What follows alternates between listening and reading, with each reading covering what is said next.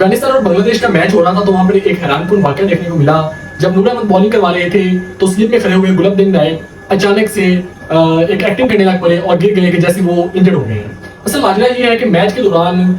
जब बांग्लादेश का स्कोर 81 था तो बारिश होना शुरू हो गई और बारिश तेज से तेज होती जा रही थी और नूर अहमद ने 3 डॉट बॉल्स की थी, जिसके बाद डीएनएस मेथड के जरिए अफगानिस्तान 2 रन से मैच जीत रहा था। तो पीछे से कैमरे की आंख ने एक मंजर कैप्चर किया जिसमें देखा जा सकता है कि अफगानिस्तान के कोच इस तरह का इशारा करके मसलन कि स्लो डाउन गेम करने का इशारा करते हैं। तो